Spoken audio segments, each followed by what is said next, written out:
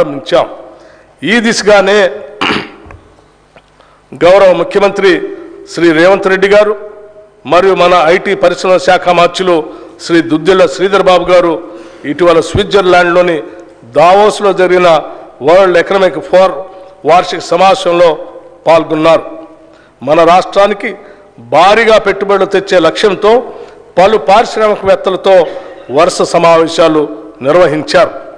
తత్ఫలితంగా మన రాష్ట్రానికి దాదాపు 40,000 కోట్ల రూపాయలకు పైబడి పెట్టుబడులు రానున్నాయని ఈ సందర్భంగా చెప్పటానికి సంతోషిస్తున్నాం.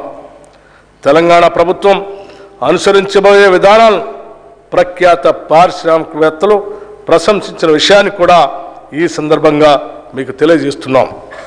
తెలంగాణలో పెట్టుబడులు పెట్టేందుకు అత్యంత సానుకూలత వ్యక్తం కావటం మా పాలనపై ఉన్న నమ్మకానికి నిదర్శనం.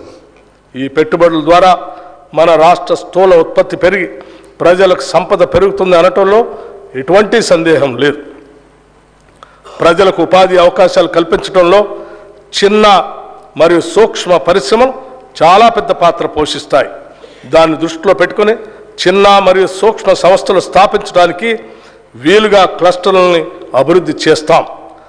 రాష్ట్ర నిధులతో పాటు కేంద్ర ప్రభుత్వ micro small enterprises cluster development programme పథకం ద్వారా కూడా దీనికి అవసరమైన నిధులు సమీకరిస్తాం. రాష్ట్ర నిధులతో పాటు పిఎం మిత్ర నిధుల్ని వినియోగించుకొని కాకతీయ మెగా టెక్స్టైల్ పార్క్ని మరింతగా అభివృద్ధి పరుస్తాం. ప్రభుత్వం తరఫున 2 లెదర్ పార్కులను కూడా ఏర్పాటు చేయబోతున్నాం.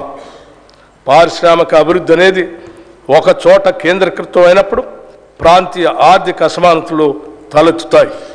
ఇది దృష్టిలో పెట్టుకొని రాష్ట్ర నలుమూలలు అభివృద్ధి చెందడానికి ఫార్మా క్లస్టర్లను ఏర్పాటు చేయడానికి నిర్ణయించాం. ఈ క్లస్టర్ల ఏర్పాటులో భూసేకరణ జరిగేటప్పుడు ప్రజల ఇళ్లకు ఆస్తులకు నష్టం వాటిల్లకుండా వాటి నివాస స్థలాలకి దూరంగా ఏర్పాటు చేయటం జరుగుతుంది. తెలంగాణ రాష్ట్రానికి తీర ప్రాంతం లేదు. అందువల్ల